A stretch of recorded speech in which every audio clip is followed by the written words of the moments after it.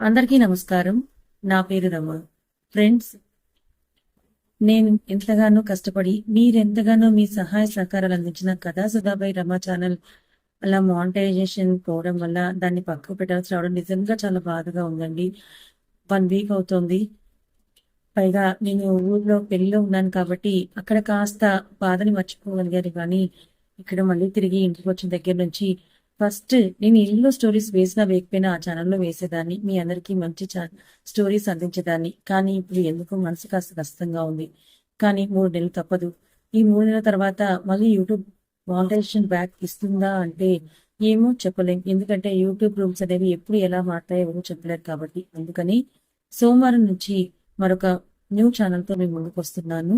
ఇప్పటి వరకు ఎలా అయితే నన్ను ఆదరించారో, మీ ప్రేమ సహాయ సహకారాలు ఎలాగైతే అందించారో ఆ ఛానల్ పై కూడా అలాగే అందించాలని కోరుకుంటున్నాను. దయచేసి నేను ఆ ఛానల్ లింక్ అనేది ఈ ఛానల్స్ కమ్యూనిటీ ట్యాబ్ లో అలాగే వీడియోలో కూడా చెప్తాను.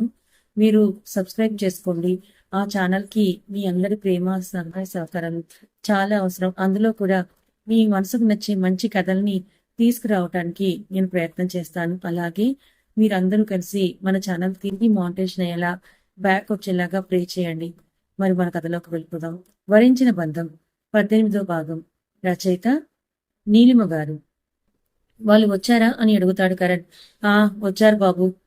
మీరు చెప్పారంట కదా, ఇంతకు ముందే పనంతా పూర్తి చేసి వెళ్లారని అంటుంది పనమ్మాయి. సరే అయితే మీరందరూ వెళ్ళిపోండి, మిగిలిన మేము చూసుకుంటామని అంటాడు కరణ్. సరే బాబు అని అంటూ పని వాళ్ళందరూ అక్కడి నుంచి వెళ్ళిపోతారు. టెర్రస్ దగ్గర వరకు వెళ్ళాక ఇంకొక స్టెప్ ఉంది అనగా సాక్షి కళ్ళను 2 చేతులతో మూసేస్తాడు కరణ్. కరణ్ గారు ఏం చేస్తున్నారని అంటుంది. అతని చేతులను తడుముతూ కాసేపు సైలెంట్ గా ఉండు, నీకే తెలుస్తుంది అని అంటాడు కరణ్. సాక్షి చెవి దగ్గర చిన్నగా రెడీ 1 2 3 స్టార్ట్, ఇప్పుడు నెమ్మదిగా కళ్ళు తెరిచూడు అని కరణ్ తన చేతులు తీసేసరికి అప్పుడు చూస్తుంది Sakshi. Wow, it's so beautiful, amazing, ఇదంతా ఎవరు చేయించారు అని అడుగుతుంది ఆశ్చర్యంగా. ఆనందంతో చూస్తున్న తన కళ్ళు, మాట్లాడేటప్పుడు కదిలే చిట్టి పెదవులు, ఆ మొహంలో ఆశ్చర్యంతో కూడిన సంతోషం కనిపిస్తుంటే కరణ్ సాక్షిని రెప్ప వేయకుండా చూస్తూ ఉండిపోతాడు. ఇంతకీ అక్కడ ఏముందో మీకు తెలియదు కదా, నేను చెప్తాను వినండి. సారీ చదువుకోండి. టెర్రస్ మీద ఒకవైపు మొత్తం పూలతో నిండిపోయి ఉంటే వాటి మధ్యలో ఉయ్యాల ఉంటుంది. ఆ ఉయ్యాల చుట్టూ చిన్న చిన్న లైట్స్ తో డెకరేట్ చేసి ఉయ్యాల మీద కూడా వైట్ కలర్ క్లాత్ నీట్ గా మడిచిపెట్టి దాని మీద రెడ్ రోజ్ పెటల్స్ తో నిండుగా ఉంది. అంతేకాకుండా ఆ ఉయ్యాలకి ఒక 10 అడుగుల దూరంలో ఒక రౌండ్ టేబుల్ ఉండి దాని మీద సాక్షికి ఎంతో ఇష్టమైన తులిప్ ఫ్లవర్స్ బొకే అక్కడ ఉంది. ఇంకోవైపు డిన్నర్ చేయడానికి డిషెస్ కూడా ఉన్నాయి. ఇంకా టెర్రస్ మొత్తం కూడా అక్కడక్కడ స్టాండ్ తో ఉన్న క్యాండిల్స్ పెట్టి క్యాండిల్స్ లైట్ డిన్నర్ లాగా అరేంజ్ చేసినట్టుగా ఉంది. ఆ రోజు పున్నమి కావడం వల్ల ఆ చంద్రుని వెలుగులో మినుకు మినుకుమని మెరిసే చిన్న చిన్న లైట్స్ మధ్య ఫ్లవర్స్ క్యాండిలైట్స్ అన్ని చూడడానికి చాలా అందంగా ఉంటాయి. కమ్ సాక్షి అని చెయ్యి పట్టుకుని టేబుల్ దగ్గరికి తనని ఒక చైర్ లాగి కూర్చోబెడతాడు. ఇంకో చైర్ లో తను కూడా కూర్చొని ఒక్కొక్క డిషెస్ మూత ఓపెన్ చేస్తూ ఉంటే సాక్షికి ఆనందం ఎక్కువైపోతూ ఉంటుంది. ఎందుకంటే అవన్నీ కూడా తన ఫేవరెట్ డిషెస్ కాబట్టి. ముందుగా ఒక బౌల్లో తనకి ఎంతో ఇష్టమైన బ్రెడ్ హల్వాని సర్వ్ చేసి తనే సాక్షికి తినిపిస్తాడు ప్రేమగా. అలాగే సాక్షి కూడా కరణ్ కి తినిపిస్తుంది. మళ్ళీ విషెస్ చెప్తూ ఆ హ్యాపీనెస్ లో కరణ్ ని సరిగ్గా గమనించట్లేదు సాక్షి. అలా గమనించి ఉంటే ఆమెపై అతని కళ్ళల్లో అంతులేని ప్రేమ కనిపించదు. కరణ్ గారు, ఈ రోజు మీ బర్త్డే కానీ మీరేంటి నాకు స్పెషల్ గా అరేంజ్ చేశారు, ఎనీథింగ్ స్పెషల్ అని అడుగుతుంది. అవును, నా లైఫ్ లో ఎవ్రీ బర్త్డే స్పెషల్ గా చేయాలని అమ్మా నాన్న వాళ్ళు ఎప్పుడు కోరుకుంటారు. అలాగే ఈ స్పెషల్ బర్త్డేకి నేను నాకు మెమరబుల్ గా ఉండిపోయేలా ఒక స్పెషల్ థింగ్ చేయాలని డిసైడ్ అయ్యాను అని అంటాడు.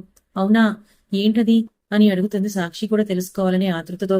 కొంచెం టైం ఉంది, అప్పుడు చెప్తా, ముందు డిన్నర్ చేద్దామా అని అడుగుతాడు. సరే నేను సర్వ్ చేస్తానుండండి అని తనే 2 ప్లేట్స్ తీస్తుంటే ఒకటి చాలే, ఈ రోజు నా బర్త్డే కదా, నేను చిన్న పాపాయిని కదా, నువ్వు నాకు తినిపించకూడదా అని అడుగుతాడు. కొంచెం ఆశ్చర్యంగా అనిపించిన 2 డేస్ నుంచి అతని బిహేవియర్ అలాగే ఉండడం వల్ల సరే అని అంటూ ఒక ప్లేట్లోనే వడ్డించి ఫస్ట్ ముద్ద కలిపి అతని నోటి దగ్గర పెడుతుంది. తన చేయి పట్టుకుని ముందు ఆమె నోటి దగ్గర పెడతాడు. ఫస్ట్ నువ్వు తిను అన్నట్లుగా. కరణ్ గారు, ఫస్ట్ మీరు తినేయండి, తర్వాత నేను తింటానులే అని అంటుంది. ఆమె ఎంగిల్ అతను తింటాడేంటి అని సంకోచిస్తూ, ఏం పర్వాలేదులే, ఈ వంటల టేస్ట్ ఎలా ఉందో అని భయపడుతున్నావా ఏంటి, అందుకే ఫస్ట్ నా మీద ప్రయోగిస్తున్నావా అని అనేసరికి ఇంకేం మాట్లాడకుండా ఆ ముద్దని తన నోట్లోనే పెట్టుకుంటుంది. తర్వాత మీదకి లేస్తుంటే ఇక్కడికని అడుగుతాడు కరణ్. హ్యాండ్ వాష్ చేసుకుని వస్తాను అని సాక్షి అంటుంటే, హ్యాండ్కి ఏమైంది, బానే ఉందిగా, పెట్టమ్మా, చాలా ఆకలిగా ఉంది అంటాడు కరణ్. ఎందుకలా అంటుందో తెలుసు గనక తొందర పెడుతూ ఇంకేం మాట్లాడలేక కళ్ళు రెండు కిందకి దించేసి కొంచెం మొహమాటంగానే ముద్దని తీసుకొని తన నోటి దగ్గర పెడుతుంది. కళ్ళ నిండా ప్రేమ నింపుకొని ఆమె పెట్టిన ముద్దతో పాటు ఆమె వేళ్ళని కూడా లిక్ చేసి హ్యాపీగా ఫీల్ అవుతాడు కరణ్. కొంచెం సిగ్గుగా అనిపించినా తను కూడా హ్యాపీగా ఫీల్ అవుతూ ఇద్దరు భోజనం ముగిస్తారు తృప్తిగా. ఇద్దరు ఉయ్యాల్లో కూర్చొని సాక్షి ఆకాశం వైపు చూస్తూ ఉంటే కరణ్ ఒక రిమోట్ పట్టుకుని ఆన్ చేస్తాడు. అది ఆన్ చేయగానే పక్కనే ఉన్న సౌండ్ బాక్స్ నుంచి అనుకోని అతిథిలా నా లైఫ్లోకి వచ్చి ఎటూ తేల్చుకోలేని పరిస్థితుల్లో నన్ను పెళ్లి చేసుకొని నా భార్యగా నా జీవితంలోకి వచ్చి ఎప్పుడు కూడా నీ పట్ల ప్రేమను చూపించలేకపోయినా భర్తగా నా మీద ప్రేమను పెంచుకుంటూ నా గౌరవాన్ని రెట్టింపు చేస్తూ ఇప్పుడు నా మనసులో వరించిన బంధంగా నేను గొప్పగా ఫీల్ అయ్యేలా నీ ప్రేమని నా అణువణువున నిండిపోయి ఉంది. అది ఎంతలా అంటే ఒక్క నిమిషం నువ్వు నాకు దూరమైనా నా ఊపిరి ఆగిపోతుందేమో అనేంతలా. I love you Mrs Sakshi Karan, love you forever and ever అని అందమైన మాటలు కరణ్ ఎప్పుడో చెప్పి రికార్డు చేసిన ఉంచినవి ఆ బాక్స్ లో ప్లే అవుతూ ఉంటాయి. అలా స్టాచ్యూలో కూర్చొని ఆ మాటలన్నీ వింటూ ఉన్న సాక్షి సౌండ్ ఆఫ్ అవ్వగానే తలెత్తి చూసేసరికి తన ముందు మోకాల మీద కూర్చొని రెడ్ రోజెస్ బొకే పట్టుకుని కనిపిస్తాడు కరణ్. ఏం మాట్లాడకుండా అతని వైపు చూస్తుంటే సాక్షి కలలుగా చూస్తూ, ఐ లవ్ యూ సాక్షి, ఈ పుట్టినరోజు సందర్భంగా నిన్ను నా జీవితంలోకి పరిపూర్ణంగా ఆహ్వానిస్తున్నాను. మనసా వాచా కర్మన నేను భార్యగా స్వీకరించాలనుకుంటున్నాను. ప్లీజ్ యాక్సెప్ట్ మై ప్రపోజల్ అని అంటాడు తన ముందుకు పెడుతూ. అసలు కరణ్ అలా ప్రపోజ్ చేస్తాడని సాక్షి కలలో కూడా అనుకోలేదు. కానీ అది కూడా ఇంత తొందరగా ప్రపోజ్ చేసేసరికి ఆశ్చర్యంతో నోట మాట రాక అలాగే బొమ్మలా ఉండిపోయింది. సాక్షి నుంచి ఎటువంటి రెస్పాన్స్ లేకపోయేసరికి కరణ్ మీదకి లేచి తన పక్కన కూర్చొని, ఏంట్రా షాక్ అవుతున్నావా? ప్లీజ్ రా, నీకు నేనంటే ఇష్టం అని తెలుసు, అందుకే నేను ఇంత డేర్ చేసి మరి నీకు ప్రపోజ్ చేశాను. ప్లీజ్ మన ఇద్దరం భార్యాభర్తల సంబంధం ఇక నుంచి ప్రారంభిద్దాం, ఏమంటావ్ అని అడుగుతాడు తన భుజం చుట్టూ చేయి వేసి. అప్పటి వరకు ఏదో షాక్ లో ఉండిపోయిన సాక్షి ఆ తర్వాత కరణ్ భుజం మీద చేయి పడేసరికి కొంచెం నార్మల్ అయి ఆ చేతిని తీసేస్తుంది. సాక్షి కరణ్ వైపు ప్రశ్నార్థకంగా చూస్తుంటే, లేదు కరణ్ గారు, దీనికి నేను ఒప్పుకోను. మన ఇద్దరం ఇప్పటి వరకు మంచి ఫ్రెండ్స్ లాగానే ఉన్నాం, ఇక ముందు కూడా అలానే ఉంటామని అంటుంది కష్టంగా గొంతు పెగిల్చుకొని. తన కళ్ళ నుంచి వచ్చే కన్నీళ్లను అదుపు చేసుకుంటూ. అప్పటి వరకు షాక్ అవడం సాక్షి వంతైతే ఇప్పుడు సాక్షి అవడం కరణ్ వంత అవుతుంది. నువ్వు జోక్ చేస్తున్నావా? నిజంగా చెప్పు ప్లీజ్, మన బంధాన్ని ఒప్పుకోవట్లేదా అని అడుగుతాడు కరణ్ కష్టంగా అనిపిస్తుంటే. అవును, నేను ఒప్పుకోను. నేను నిజమే చెప్తున్నాను. ఎందుకంటే నేను మా అక్క ప్లేస్ లోకి రావడం అన్నది స్వార్థం అవుతుంది కాబట్టి, నేనంత స్వార్థపరాలని కాదు కాబట్టి అని అంటుంది సాక్షి అతని కళ్ళల్లోకి సూటిగా చూస్తూ. అదేం సాక్షి అలా అంటావు? మీ అక్కని నేను మాత్రం ప్రేమించలేదా? కానీ నువ్వు అన్నట్టుగా మన ఇద్దరికి పెళ్లి కాకపోయి ఉంటే మీ అక్క స్థానంలోకి ఇంకెవరిని నేను కూడా ఆహ్వానించేవాడిని కాదు. కానీ మన ఇద్దరం ఇప్పుడు పవిత్రమైన వివాహ బంధంలో ముడిపడి ఉన్నాం. ప్రేమ బంధం కన్నా పెళ్లి బంధం గొప్పదని నేను రియలైజ్ అయ్యాను కాబట్టి ఈ నిర్ణయం తీసుకున్నానంటాడు కరణ్. మీరేం చెప్పినా సరే మన ఇద్దరం పెళ్లైన వెంటనే ఏ మాట అయితే అనుకుంటున్నామో అదే మాట మీద కట్టుబడి ఉండండి, అంతే. మా అక్క ఎక్కడున్నా కొన్ని రోజులకు తిరిగి వస్తుందనే నమ్మకం నాకుంది. అది వచ్చాక నేను ప్రేమించిన వాడిని నువ్వెలా పెళ్లి చేసుకున్నావని నన్ను ప్రశ్నిస్తుంటే అది నేను తట్టుకోలేనని అంటుంది సాక్షి ఏడుస్తూ. చూడు సాక్షి, అవిక కనుక వస్తే తనకి అర్థమయ్యేలా నచ్చ చెప్పి తన మనసు మార్చి తనకు తగ్గ వరుణ్ణి తీసుకొచ్చి పెళ్లి చేసే బాధ్యత నాది. కానీ నేనైతే మాత్రం నిన్ను వదులుకోలేను. ఎలా జరిగినా మనది పెళ్లే. పోనీ నేను నిన్ను అడుగుతాను, సూటిగా నిజం చెప్తావా అని అడుగుతాడు కరణ్. ఏంటి అంటుంది సాక్షి. మీ అక్క వచ్చిందే అనుకో, నేను తనతో హ్యాపీగా ఉంటాను. ఎందుకంటే ఇంతకు ముందు తనని ప్రేమించాను కాబట్టి. ఇప్పుడైతే తను నా మనసులో లేదు, ఎందుకంటే నువ్వు నిండిపోయి ఉన్నావు. కానీ తన కోసమే నేను అడ్జస్ట్ అవుతాను. మరి నువ్వు ఇంకొకరిని పెళ్లి చేసుకుంటావా అని అడుగుతాడు కరణ్ సాక్షి కళలోకే సూటిగా చూస్తూ. ఏమీ చెప్పకుండా సైలెంట్ గా ఉండిపోయింది. ఏం చెప్తుంది పాపం, తను మాత్రం ఆ ఊహను కూడా భరించలేకపోతుంది. కానీ ఏదో అక్క కోసం ఆలోచించి ముందుగానే వద్దనుకుంటోంది. కానీ ఇప్పుడు కరణ్ అడిగిన ప్రశ్నకు సమాధానం తన దగ్గర కూడా లేదు. ఎందుకంటే కరణ్ ని తన మనసులో నింపుకుంది. ఇప్పుడు ఇంకొకరిని పెళ్లి చేసుకోవడం అంటే అది అసంభవం. జీవితాంతం అలా ఒంటరిగా అయినా ఉండిపోతుంది, కానీ ఇంకొకరిని తన లైఫ్ లోకి ఆహ్వానించలేదు. ఆ నిజాన్ని కరణ్ కి చెప్పలేక, అలాగని అబద్ధం చెప్పలేక సైలెంట్ గా నిల్చొని ఉండిపోతుంది తల కిందకు దించేసి. చేసుకోలేవు, ఎందుకంటే నీ మనసులో నేనున్నాను కాబట్టి, నీ భర్త స్థానంలో నేనున్నాను కాబట్టి, ఇంకొకరిని నా స్థానంలోకి ఆహ్వానించలేవు కాబట్టి. నేను కూడా నీ స్థానాన్ని ఇంకెవరికి ఇవ్వలేను. నువ్వు ఒప్పుకున్నా ఒప్పుకోకపోయినా నా భార్య స్థానం ఎప్పటికీ నీదే. నా నిర్ణయం ఈ జన్మకి మారదు అని సీరియస్ గా చెప్పేసి కిందకి వెళ్ళిపోతాడు కరణ్. కరణ్ వెళ్ళిన వైపు చూస్తూ మోకాల మీద కూర్చొని అప్పటి వరకు ఆపుకున్న కన్నీళ్లకు స్వేచ్ఛనిస్తుంది సాక్షి. ఎంతసేపు తల్లి, నీ లగేజీ నేను మోస్తున్నా కదా, నీకేం తెలుసు నా కష్టమని అరుస్తాడు అక్షయ్ కార్ దగ్గర నుంచి ఇంట్లో ఉన్న సహస్రని. అబ్బబ్బా వస్తున్నానరా బాబు, ఎందుకంత ఆరాటం అని అంటూ హ్యాండ్ బ్యాగ్ పట్టుకుని బయటకొచ్చి జాగ్రత్త అవి అని తన ఫ్రెండ్ కి హగ్గిచ్చి అక్షయ్తో బయలుదేరుతుంది ఎయిర్పోర్ట్ కి. వెళ్తున్న వాళ్ళిద్దరి వైపు చూస్తూ అవిక ఇంట్లోకి వచ్చి ఆలోచిస్తుంది. 2 రోజుల ముందు సహస్ర తన దగ్గరికి వచ్చి మాట్లాడింది గుర్తు చేసుకుంటుంది.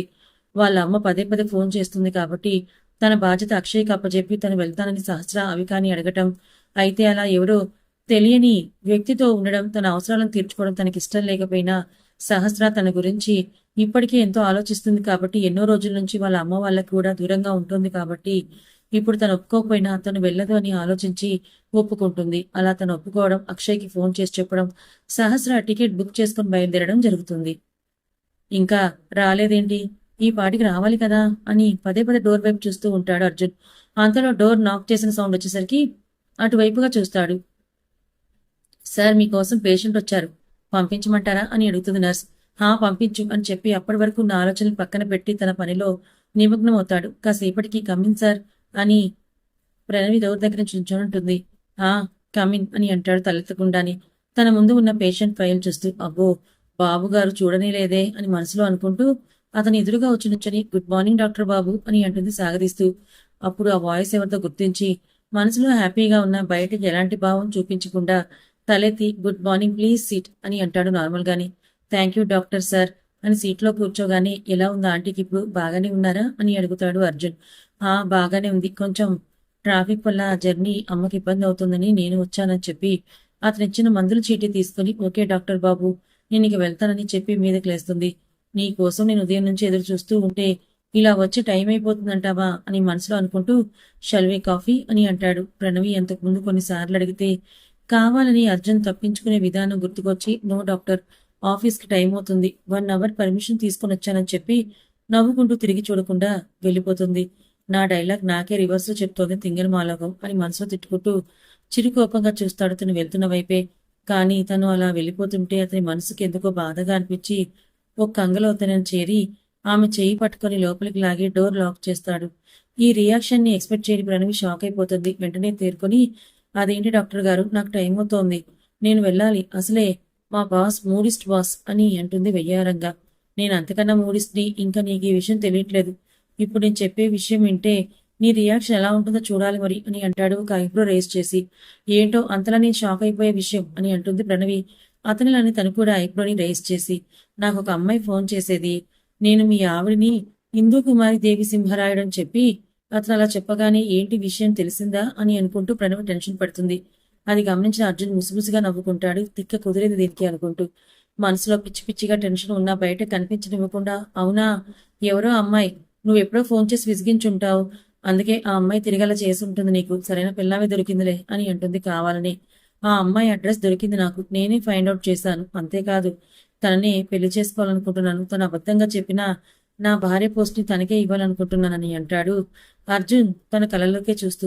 అప్పటి వరకు ఏడిపిస్తున్నాడని ఊరుకుంది కానీ ఇప్పుడు అర్జున్ అడ్రస్ అని చెప్పగానే నిజంగా తను నీకు దొరికిందా అని అడుగుతుంది అప్పటికే తడిచేరిన కళ్ళతో. అవును దొరికింది అడ్రస్, ఇప్పుడు మేమిద్దరం కాఫీ షాప్ లో కలుస్తున్నాం, అందుకే నిన్ను కూడా రమ్మంటున్నాను, తనకి నిన్ను పరిచయం చేద్దామని. ఎలా కాదన్నా, నిజంగా నా వరకు నువ్వు బెస్ట్ ఫ్రెండ్వే, ఎందుకంటే నేను ఇప్పటి వరకు నీతో మాట్లాడినట్టుగా ఏ అమ్మాయితో కూడా మాట్లాడలేదు. ఇంతకు ముందు ఒక అమ్మాయితో మాట్లాడేవాడిని కానీ ఆ అమ్మాయి తర్వాత నీతోనే నేను అంతలా మాట్లాడుతున్నానని అంటాడు ఏదో ఆలోచిస్తూ. అతని మాటల్లోని భావం అర్థం చేసుకోకుండా ఇంకెవరినో అర్జున్ ఇష్టపడుతున్నాడని ఫీల్ అవుతుంది. ఆ బాధతో నేను రాను, నాకు ఇష్టం లేదని చెప్పేస్తుంది మొహం తిప్పుకొని. అదేంటి అలా అంటావు, ఆ అమ్మాయితోటి నాకు ఒక అమ్మాయి ఫోన్ చేస్తూ ఉంటుంది, ఎక్కువగా మాట్లాడుతూ ఉంటుందని చెప్పాను అని. అవునా, అయితే నేను కూడా తనను చూస్తాను, ఒకసారి తీసుకుంట్రా అని చెప్పింది. మాట కూడా ఇచ్చాను నేను తీసుకొస్తానని, నేనేమో మరి ఇప్పుడు నువ్వు వచ్చి తీరాల్సిందని అంటూ తను చేయి పట్టుకుని మరో మాటకు ఛాన్స్ ఇవ్వకుండా బరబరా లాక్కెళ్ళిపోతాడు అర్జున్. ఏమేం సాక్షి, నువ్వు ఉదయం ఆఫీస్కి వచ్చినప్పటి నుంచి చూస్తున్నా ఏదో పరధ్యానంగా ఉన్నావు, ఏమైందని అడుగుతుంది కాఫీ షాప్ లో తన పక్కన కూర్చున్న ప్రియ. ఏం లేదని అంటుంది తన ముందు ఉన్న కాఫీ తీసుకొని సిప్ చేస్తూ. లేదు ఏదో ఉంది, ఏమైందో చెప్పవే ఏం నాతో కూడా చెప్పలేని విషయమా అని అడుగుతుంది తన భుజం మీద చేయి వేసి. కరణ్ గారు నన్ను భారీగా యాక్సెప్ట్ చేశారని అంటుంది సాక్షి. ఏంటే నువ్వు చెప్పేది నిజమా అని ఆశ్చర్యంగా అడుగుతుంది ప్రియ తనకి నమ్మశక్యంగా లేక. కథ ఇంకా ఉంది. మరి ఇప్పుడు సాక్షికి ప్రియ ఎలాంటి సలహా ఇస్తుంది? నిజంగా సాక్షి ఆలోచిస్తుంది కరెక్టే అంటారా? కరణ్ చెప్పింది కరెక్ట్ అంటారా? కరణ్ వివాహ బంధమే గొప్పది ప్రేమ బంధం కన్నా అని చెప్పి సాక్షితో మూవ్ ఆన్ అయిపోవడానికి, అలాగే సాక్షి తన మనసులో నింపుకొని ప్రేమగా తనతో మసులుకోవడానికి తన పైన ప్రేమని పెంచుకుంటున్నాడు. కానీ సాక్షికి కరణ్ అంటే ప్రేమ ఇష్టం ఉన్నా కూడా తన అక్క కోసం ఆలోచిస్తూ అక్కడే ఆగిపోతోంది. మరి కరణ్ ప్రపోజల్ ని సాక్షి అంగీకరిస్తుందా? అవిక వచ్చి నిజంగా సాక్షి అన్నట్టుగానే నేను ప్రేమించిన వాడిని నువ్వెలా పెళ్లి చేసుకున్నావని గోల చేస్తుందా? మరి అవిక అక్షయ్ల కలయిక ఏ మలుపుకు దారి తీయబోతోంది? మరో పక్క అర్జున్ మన ప్రణవిని తీసుకుని లాక్కెళ్ళాడు కదా, తను ప్రేమించిన అమ్మాయిని చూపిస్తానని. మరి ఇప్పుడు ఆ అమ్మాయి తనని ప్రణవి బయటపడుతుందా, లేదా అర్జున్ తన మనసులో మాటని ప్రణవికి చెప్పాలని చూస్తాడా? అసలు వీళ్ళందరి జీవితాలు ఏ మలుపు తిరగబోతున్నాయో తెలుసుకోవాలనుకుంటే రాబోయే ఎపిసోడ్ వరకు వెయిట్ చేయాల్సిందే. మరి కథ నచ్చితే లైక్ చేయండి, మరి కొంతమందికి షేర్ చేయండి. ఫ్రెండ్స్, నేను పెట్టే న్యూ ఛానల్ని ఆదరిస్తారని మరొకసారి మీ అందరి సహాయ సహకారాలు అందించాలని కోరుకుంటూ థ్యాంక్ యూ సో మచ్.